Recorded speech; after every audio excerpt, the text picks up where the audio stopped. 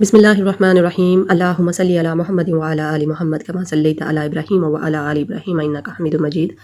अल्लाहुम्मा बारिक अला मुहम्मद व अला आलि मुहम्मद कमा बारकता अला इब्राहीम व अला आलि इब्राहीम इन्नका हमीदुम मजीद। अस्सलाम वालेकुम। All about clinical psychology and economics YouTube channel पर खुशामदीद। मैं वीडियो आज बनाने जा रही हूँ ऑब्सेसिव कंपल्सिव डिसऑर्डर पे। डायग्नोस्टिक क्राइटेरिया है इसका। इसमें मैं आपसे इसकी ट्रीटमेंट और prognosis features each and everything इसका जो है वो मैं आपके साथ आज प्रेवलेंस रेट हर चीज़ आपके साथ ऑब्सेसिव कंपल्सिव डिसऑर्डर की जो है मैं शेयर करूँगी। तो चलिए जी स्टार्ट करते हैं हमारी वीडियो ओसीडी पे। सबसे पहले जी इसका डायग्नोस्टिक क्राइटेरिया कि डायग्नोस करने के लिए तशख़ीस करने के लिए कि ये ओसीडी ही है उसके लिए क्या क्या चीज़ें ज़रूरी हैं। तो सबसे पहले जी प्रेजेंस ऑफ ऑब्सेशंस एंड और कंपल्शंस, यानी कि या तो ऑब्सेशंस होना ज़रूरी है या कंपल्शंस का होना ज़रूरी है या फिर दोनों ही चीज़ें प्रेजेंट हों तो हम क्या करते हैं डायग्नोस कर देते हैं कि जी इनको ओसीडी डिसऑर्डर है। अब ऑब्सेशंस क्या होते हैं, ऑब्सेशन की डेफिनेशन हम देखेंगे, उसको समझने की कोशिश करेंगे ऑब्सेशन क्या होता है। और जो प्रैक्टिकल्स होते हैं हमारे उसमें वाइवा में भी अक्सर ये क्वेश्चन पूछा जाता है कि what is the difference between obsession and compulsion. तो आपके लिए पॉइंट ऑफ व्यू जो है वो क्लियर होना चाहिए। इसकी डेफिनेशन है जी रिकरेंट एंड परसिस्टेंट थाट्स, यानी कि बार बार आने वाली ख्यालात। अर्जेस और इमेजेस, ये ख्यालात जो हैं वो इमेजेस की शक्ल में भी हो सकते हैं, कोई ख्वाहिशात हो सकती हैं that are intrusive and unwanted, जो कि फ़र्द सोचना नहीं चाहता कि उससे बार बार ये ख्यालात आएँ, लेकिन फिर भी ये ख्यालात उसके ऊपर मुसल्लत होते हैं और वो बार बार इसके जहन में उभरते हैं। Attempts are made to ignore और सप्रेस सच थाट्स, अर्जेस और इमेजेस और to neutralise them some other thought और एक्शन। सेशंस आने के बाद जो प्रैक्टिकल अटैम्प्ट्स की जाती हैं उसकी बात हो रही है कि वो एंजाइटी को दूर करने के लिए अटैम्प्ट्स की जाती हैं। ऑब्सेशंस जो होते हैं जो परेशान कर रहे होते हैं किसी फ़र्द को जिसको ओसीडी होता है, वो इमेजेस की शक्ल में भी हो सकते हैं। वो कोई बात हो सकती है जो बार बार परेशान करती है कि जिसमें इस तरह के फॉर एग्जांपल ख्यालात आ सकते हैं कि कहीं मैं फ़लाँ शख्स को नुकसान ना पहुँचा दूँ, और बार बार ये ख्यालात जो हैं वो तंग करते हैं। जैसे अपना ही बच्चा है और एक माँ जो है उसको डर लगा रहता है कि मैं अपने बच्चे को कोई नुकसान ना पहुँचा दूँ, ठीक है, बार बार उसे ये थाट्स जो हैं वो तंग करती हैं।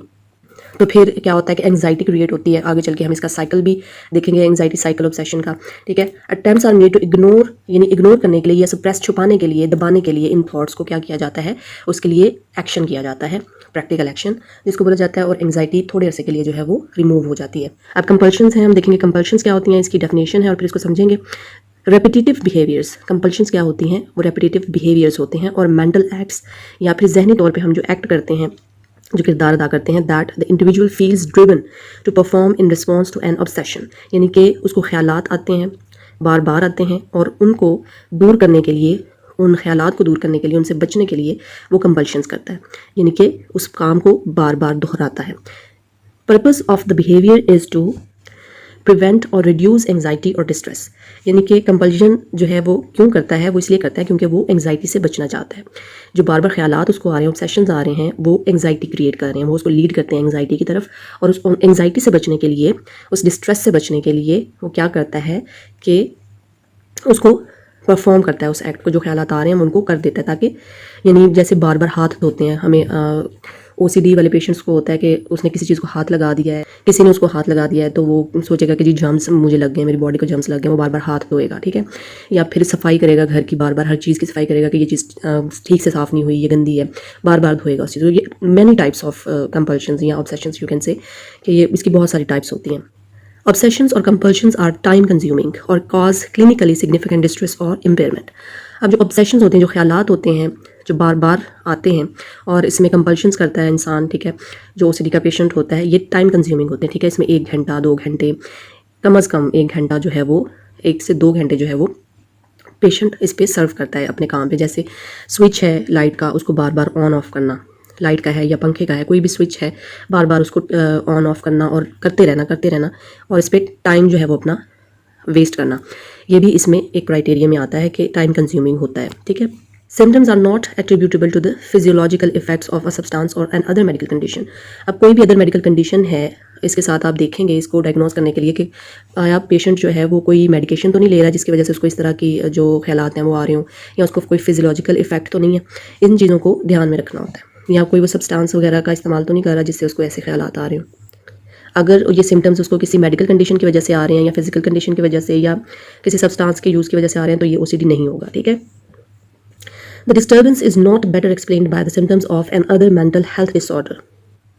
किसी दूसरे डिसऑर्डर में इन सिम्टम्स के बारे में जो है वो देखने को नहीं मिला कुछ भी, ठीक है। तो अब हम देखेंगे, अब बहुत ज़रूरी एक चीज़ हम देखेंगे कि डायग्राम है एंग्जाइटी साइकिल की, एंग्जाइटी साइकिल डायग्राम, ठीक है जी। ऑब्सेसिव थॉट है सबसे पहले नंबर 1 पे, कि ऑब्सेसिव थॉट्स आ रही हैं। फॉर एग्जांपल कि मेरे हाथ गंदे हैं, ठीक है, दरवाजे को छू लिया है या किसी भी चीज़ को हाथ लगा लिया, दरवाजे को हाथ लगा लिया है, तो क्या होगा, ऑब्सेसिव थॉट्स आना शुरू हो जाएंगे कि मेरे हाथ गंदे हो गए, ठीक है, मुझे जर्म्स लग गए हैं और मुझे अब हाथ धोने हैं। ये थॉट्स बार बार तंग करती हैं, बार बार तंग करती हैं, जब तक कि वो कंपल्शन नहीं कर लेता, ठीक है। ऑब्सेसिव थॉट्स जो हैं वो किस तरफ लीड करती हैं, वो एंग्जाइटी की तरफ लेके जाती हैं, एंग्जाइटी क्रिएट करती हैं, ठीक है। ऑब्सेसिव थॉट्स की वजह से एंग्जाइटी क्रिएट होती है। अब एंग्जाइटी से दूर होने के लिए, एंग्जाइटी से बचने के लिए पेशेंट जो है वो कंपल्शंस करता है, यानी कि फिजिकल एक्ट्स करता है, और उसके बाद जो है शॉर्ट टर्म रिलीफ हासिल होता है ओसीडी के पेशेंट को। यानी ऑब्सेसिव थॉट्स आती हैं बार बार, उससे एंग्जाइटी क्रिएट होती है, और एंग्जाइटी के बाद एंग्जाइटी से बचने के लिए पेशेंट कंपल्शंस करता है, यानी हाथ धोता है अपने बार बार, और हाथ धोने के बाद क्या होता है कि शॉर्ट टर्म रिलीफ जो है या थोड़े अरसे के लिए उसको सुकून महसूस होता है, रिलीफ महसूस होती है, लेकिन फिर से ये साइकिल शुरू हो जाता है, उसको फिर से ऑब्सेसिव थॉट आनी शुरू हो जाती है, ठीक है। और ये साइकिल जो है वो चलता रहता है, चलता रहता है। नेक्स्ट हम देखेंगे एसोसिएटेड फीचर्स सपोर्टिंग डायग्नोसिस, ठीक है जी। यानी कि डायग्नोज तशखीस करने के लिए ओसीडी की, इसके अलावा भी जो फीचर्स हैं जो सपोर्ट करते हैं, या सिम्टम्स हैं जो सपोर्ट करती हैं डायग्नोज करने के लिए ओसीडी को, वो दर्ज झैल है। Specific content of obsessions and compulsions very between individuals, यानी कि हर इंडिविजुअल को डिफरेंट किस्म की जो सिम्टम्स हैं वो, यानी डिफरेंट किस्म के उसको ऑब्सेशंस आएंगे, और फिर उन ऑब्सेशंस को दूर करने के लिए, उनसे बचने के लिए एंग्जाइटी से कंपल्शंस करेगा, ठीक है। ऑब्सेशन जो है वो डिफरेंट किस्म के हो सकते हैं, और कंपल्शंस भी ये वेरी करते हैं इंडिविजुअल टू इंडिविजुअल, ठीक है जी। Certain themes however are common, यानी कि ये यहाँ पे डिफरेंट किस्म के जो ऑब्सेशंस या कंपल्शंस हैं वो बताए जा रहे हैं, ये कॉमन है जो कि पेशेंट्स में पाए जाते हैं। सबसे पहले जी क्लीनिंग, सफाई करना, बार बार सफाई करना, घर की सफाई करना, किसी चीज़ की सफाई करना, ठीक है जी। फिर है नंबर 2 पे सिमेट्री, यानी कि हर चीज़ को सिमेट्री में करना, ठीक है जी। नंबर 3 पे है फॉरबिडन और टैबू थॉट्स, यानी कि इस तरह की थॉट्स आना जिसमें जो कि ममनू है। जैसे हमारे रिलीजियस में ऐसे पेशेंट्स मुझे अपने क्लिनिकल एक्सपीरियंस में देखने को मिली। एक पेशेंट, शायद मैंने आपसे पहले भी शेयर किया है। इस फॉरबिडन और टैबू थॉट्स को समझाने के लिए मैं आपको ये बता रही हूँ कि पेशेंट एक आई थी, वो उसकी शादी होने वाली थी, तो उसको नाउज़बिल्ला थॉट्स आती थी हज़रत अली से रिलेटेड, हज़रत बीबी फातिमा से रिलेटेड, यानी कि गंदी किस्म की थॉट्स आती थी, और वो बहुत परेशान थी इस बात से कि मुझे बार बार ये थॉट्स आती हैं, लेकिन इसमें फ़िज़िकली करने वाली कोई चीज़ नहीं है, ठीक है, यानी कंपल्शंस इसमें नहीं है, ये सिर्फ थॉट्स हैं, और ये थॉट्स बार बार आती हैं। यानी कि हमने क्राइटेरिया में सिम्टम्स की पढ़ा ना कि या तो कंपल्शंस होती हैं या तो ऑब्सेशंस होते हैं, या फिर ऑब्सेशन के साथ कंपल्शंस भी होती हैं, ठीक है। और ज़रूरी नहीं है कि हर ऑब्सेशन के साथ कंपल्शन हो। अब जो फॉरबिडन और टैबू थॉट्स हैं ये सिर्फ थॉट्स हैं, यानी कि जो हमारी मोहतरम हस्तियां हैं, जैसे हमारे औलिया कराम हैं, अम्बिया कराम हैं, उनके बारे में गलत किस्म की गंदी थॉट्स आना, ये फॉरबिडन और टैबू थॉट्स में आ सकती हैं, ठीक है जी। नंबर 4 पे हमारे पास है हार्म, यानी कि किसी को नुकसान पहुंचाने की थॉट्स, कि मैं कहीं किसी को नुकसान ना पहुंचा दूं, कहीं मैं अपने बच्चे को ना मार दूं, ठीक है, इस तरह की भी थॉट्स देखने को मिली हैं। नंबर 5 पे हमारे पास है difficulty discarding objects and tendency to accumulate objects. अब बाज़ लोगों में ये पाया गया है कि वो जो पुरानी चीज़ें होती हैं उनको फेंकते नहीं हैं, ठीक है, जो ख़राब हुई होती हैं, जैसे पेन हैं और कार्ड्स हैं, स्टैम्प्स हैं, ठीक है, इस तरह की चीज़ें, ऑब्जेक्ट्स वगैरह होते हैं जो आप डिस्कार्ड नहीं कर सकते, जो पेशेंट्स होते हैं उनको फेंकते नहीं, उनको संभाल के रखते हैं, ये भी एक ओसीडी में शामिल है, ठीक है। फिर है नेक्स्ट पे रिकरेंट पैनिक अटैक्स, जो रिकरेंट बार बार आते हैं, पैनिक अटैक्स आते हैं, इसमें पैनिक अटैक्स भी आ सकते हैं, ठीक है। इस कदर शदीद किस्म की एंग्जाइटी हो जाती है और थॉट्स आती हैं कि पैनिक अटैक्स आना शुरू हो जाते हैं। फिर है सेंस ऑफ इनकम्प्लीटनेस, ये भी है कि सेंस ऑफ इनकम्प्लीटनेस के कोई चीज़ कंप्लीट नहीं है, अधूरी है, कोई ना कोई चीज़ अधूरी है, रेस्टलेसनेस आना पर्सनैलिटी में या थॉट्स में कि अधूरी है कोई चीज़, ठीक है। अपनी पर्सनैलिटी के बारे में कि मेरी पर्सनैलिटी में कोई चीज़ अधूरी है, कंप्लीट नहीं है, और बेचैनी का शिकार रहना। Avoidance of situations that trigger obsessions और कंपल्शंस, उन सिचुएशंस से, उन वाक़यात से अवॉइड करना या उनको फेस ना करना सिचुएशन को जो कि ऑब्सेशन और कंपल्शंस को क्रिएट करती हैं, ठीक है जी। इसमें हमने देखेंगे कॉमन किस्म की जो थीम्स होती हैं जिनके ऊपर ऑब्सेशंस आते हैं, जिन किस्म के डिफरेंट किस्म के ऑब्सेशंस ओसीडी का पेशेंट जो है वो फील करता है, और ये वेरी करती हैं पर्सन टू पर्सन। किसी को क्लीनिंग का ऑब्सेशन हो सकता है, किसी को सिमेट्री का हो सकता है, किसी को फॉरबिडन और टैबू थॉट्स आ सकती हैं, किसी को थॉट आ सकती है कि मैं किसी को नुकसान ना पहुंचा दूँ। अब जो डिफ़िकल्टी डिस्कार्डिंग ऑब्जेक्ट्स है कि चीज़ों को ज़ाया करने का खौफ, कि मैं चीज़ों को ज़ाया नहीं करता पेशेंट जो है, उनको संभाल के रखता है, जो ख़राब चीज़ें भी होती हैं वो डिस्कार्ड नहीं कर सकता उन चीज़ों को, तो ये भी ऑब्सेशन होता है, ठीक है। तो डिफरेंट किस्म की हमने थीम्स जो हैं वो डिस्कस की कि किस किस किस्म के रिचुअल्स जो हैं वो पाए जाते हैं। About half of individuals with disorder have suicidal thoughts, जो इनमें से हाफ जो पेशेंट्स होते हैं उनमें सुसाइडल थाट्स भी पाई जाती हैं। At some point during the course of the illness and suicide attempts are reported in about 25% of individuals with the disorder. अब जो 25% अफराद हैं उन्होंने सुसाइड जो है वो अटैम्प्ट करने की कोशिश की और ये रिपोर्ट भी हुआ है, ठीक है। ये सुसाइडल थॉट्स के बारे में बताया गया है कि आधे 50% लोग जो होते हैं OCD में उनको सुसाइडल थॉट्स आती हैं और 25% जो है वो उनको अटैम्प्ट करते हैं। नेक्स्ट हम देखेंगे प्रेवलेंस। इसका प्रेवलेंस रेट क्या होता है OCD का। 12-month prevalence of disorder is 1.2% in the United states. 12 महीने की मुद्दत जो है इस डिसऑर्डर में होनी चाहिए और 1.2% जो है वो पाया गया है इसका प्रेवलेंस रेट यूनाइटेड स्टेट्स में, US में। Slightly more prevalent in females than males in adulthood. अब एडल्टहुड में क्या है कि इसके होने का इम्कान जो है वो फीमेल्स में ज़्यादा होता है। मेल्स की निस्बत फीमेल्स में एडल्टहुड की बात हो रही है कि फीमेल्स में ये ज़्यादा होता है OCD। इसका प्रेवलेंस रेट फीमेल्स में ज़्यादा होता है as compare to males adulthood में, ठीक है। नेक्स्ट है जी, males are more commonly affected in childhood. पहले एडल्टहुड की बात हुई है कि इसमें फीमेल ज़्यादातर अफेक्ट होती हैं, इसका प्रेवलेंस रेट फीमेल्स में ज़्यादा होता है, और हम चाइल्डहुड में मेल्स जो हैं वो मोर कॉमनली अफेक्टेड होते हैं आमतौर पर। अब हम इसमें देखेंगे डेवलपमेंट एंड कोर्स, यानी कि हम इसका ऑनसेट देखेंगे कि कितना होता है। Mean age at onset disorder is 19.5 years, यानी 19 से 19.5 साल जो है वो एज होती है इसका ऑनसेट स्टार्ट होने की, ठीक है जी। मीन एज है ये। 5% जो केसेस होते हैं वो उनमें 14 साल की उम्र से OCD जो है वो स्टार्ट हो सकती है। Untreated the course is usually chronic, यानी कि बीमारी जो है वो कदीम हो जाती है अगर इसको ट्रीट ना किया जाए तो। ऑफन विद फ्लक्चुएटिंग सिम्टम्स, यानी कि उनमें सिम्टम्स जो हैं वो फ्लक्चुएट कर रही होती हैं, डिफरेंट किस्म के उनमें सिम्टम्स जो हैं वो देखने में आ रही होती हैं। Remission rates in adults are low without treatment. Adults में जो है वो रिमिशन रेट जो है वो लो होता है विदाउट ट्रीटमेंट, ठीक है जी। Early onset can lead to life time experience of disorder. अगर इसका ऑनसेट जो है वो बहुत जल्दी स्टार्ट हो जाए इस OCD का, तो क्या होता है कि लाइफ टाइम एक्सपीरियंस करना पड़ता है डिसऑर्डर, यानी कि ये हमेशा के लिए डिसऑर्डर से लड़ना पड़ता है, ठीक है जी। हाउएवर 40% ऑफ दीज इंडिविजुअल्स में experience remission bye early adulthood, यानी कि 40% जो इंडिविजुअल्स होते हैं वो रिमिशन को फेस करते हैं एडल्टहुड में, अर्ली एडल्टहुड में। नेक्स्ट है जी, रिस्क एंड प्रोग्नोस्टिक फीचर्स। इसमें क्या क्या रिस्क होते हैं। इंटरनलाइजिंग ऑफ सिम्टम्स, यानी कि सिम्टम्स को दबा के रखना, छुपा के रखना, सिर्फ अपने आप तक रखना, इंटरनलाइज कर देना सिम्टम्स को, ये रिस्क फैक्टर्स आपको बताए जा रहे हैं, ठीक है। नेगेटिव इमोशनैलिटी, अब नेगेटिव किस्म की जो इमोशंस हैं उनका ज़्यादा आना, ठीक है, और इजहार करना नेगेटिव इमोशंस का।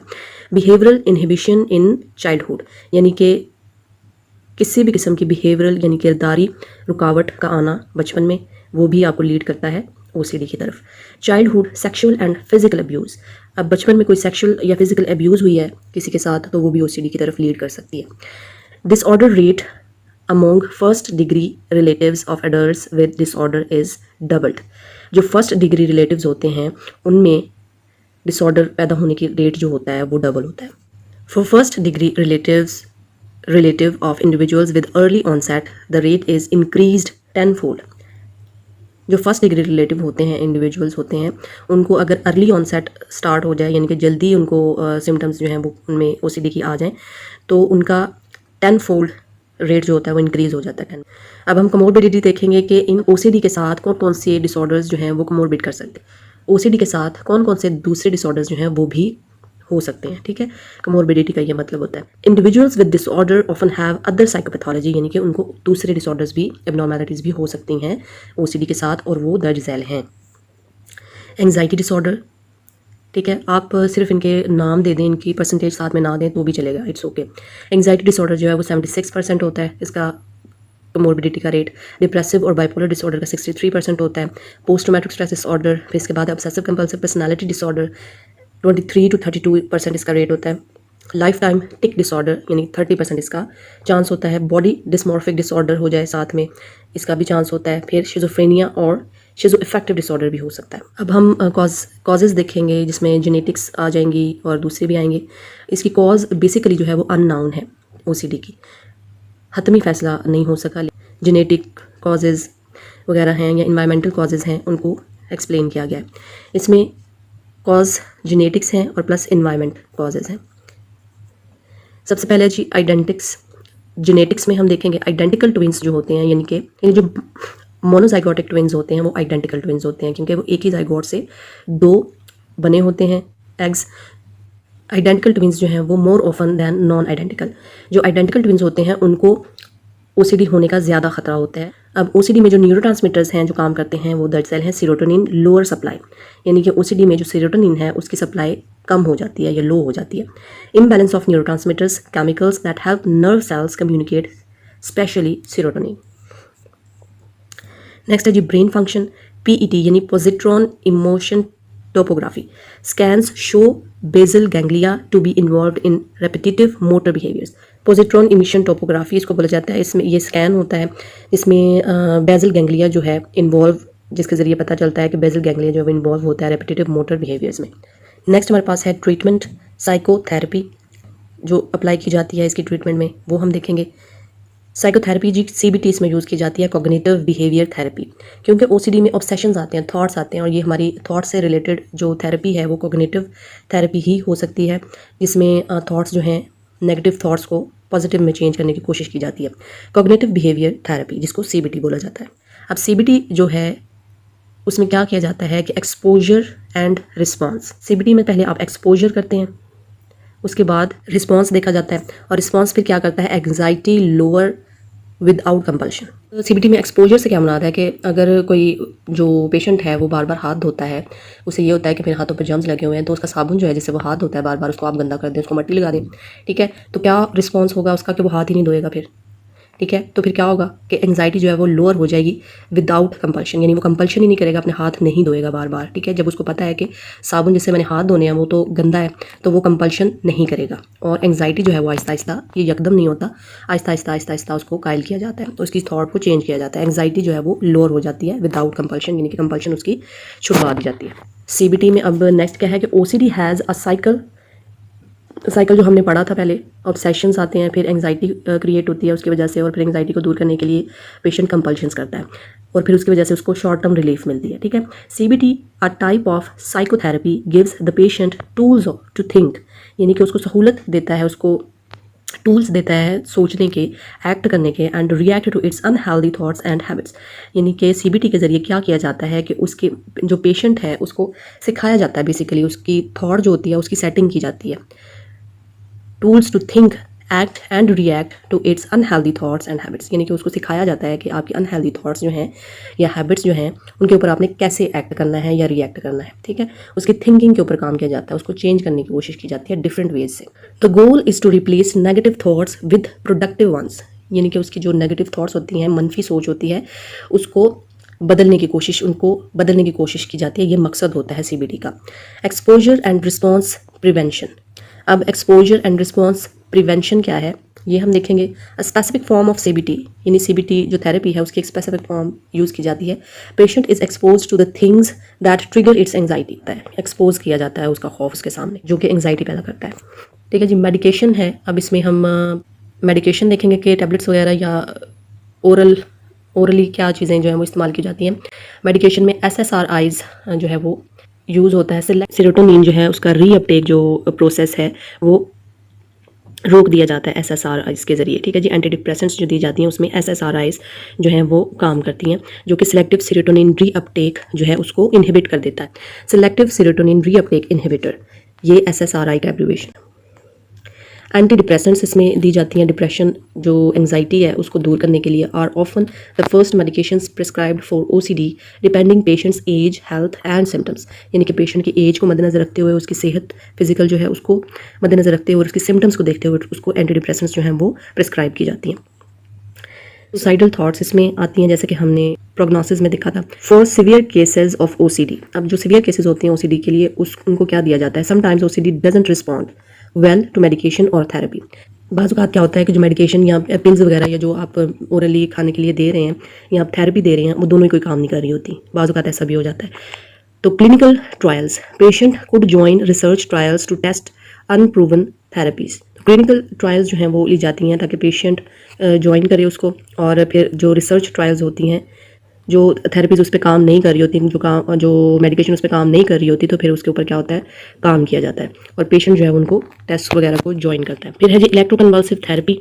अब इलेक्ट्रोकन्वल्सिव थेरेपी जो है उसमें क्या किया जाता है कि पेशेंट के हेड के साथ इलेक्ट्रोड्स जो हैं वो नस्ब कर दिए जाते हैं, जिनसे उनको बिजली के झटके दिए जाते हैं और वो झटके जो हैं सिजर्स क्रिएट करते हैं, बॉडीली उनको झटके महसूस होते हैं, which make patients brain release hormones, जिससे कि पेशेंट का दिमाग जो है वो हार्मोन्स को रिलीज करता है, जिसमें सेरोटोनिन हार्मोन रिलीज होता है। इसमें सेरोटोनिन जो है SSRIs जो है वो मेडिकेशन यूज़ की जाती है। मेडिकेशन में जो सेलेक्टिव सेरोटोनिन रीअपटेक होता है, यानी कि इसका सेरोटोनिन लो हो जाती है ना, इसका कम हो जाता है, यानी रीअपटेक हो जाती है, वापस चली जाती है सेल्स में, तो उसको इनहिबिट कर दिया जाता है एंटी डिप्रेसेंट्स के ज़रिए, इसलिए इनको SSRIs बोला जाता है।